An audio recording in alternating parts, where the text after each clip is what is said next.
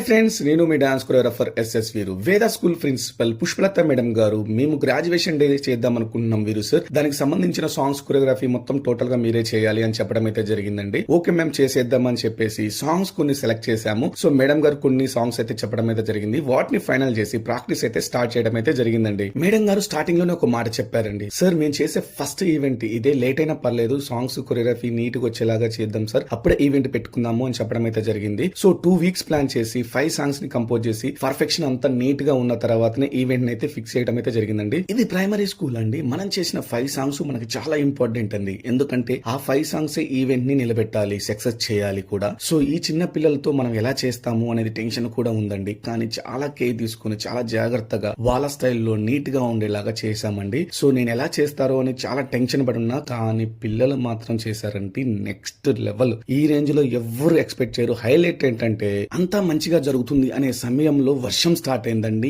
ఇంకా నాకు భయం స్టార్ట్ అయిందండి, పిల్లలు ఆగిపోతారు ఈ వర్షానికి అనుకున్నాను. కానీ అస్సలు ఛాన్స్ ఇవ్వలేదండి. పిల్లలు కంటిన్యూగా చేశారు. పిల్లలు అలా చేస్తుంటే భలే ముద్దొచ్చారండి. ఈవెంట్ ఫినిషింగ్ బాగుండాలని చెప్పేసి టీచర్స్ తో ఒక డాన్స్ అయితే ప్లాన్ చేయడం అయితే జరిగిందండి. మేడమ్స్ ఈ సాంగ్ ని ఎంతో సీరియస్ గా తీసుకొని వారికి దొరికిన టైంలో బాగా ప్రాక్టీస్ చేసి అవుట్పుట్ నెక్స్ట్ లెవెల్ ఇచ్చారండి. నేను ఎక్స్పెక్ట్ చేయని రిజల్ట్ అయితే ఇచ్చారు. ఫైనల్ గా గ్రాడ్యుయేషన్ డే సాంగ్ తో ఎండ్ చేసి ఈవెంట్ ని గ్రాండ్ సక్సెస్ఫుల్ గా కంప్లీట్ చేశామండి.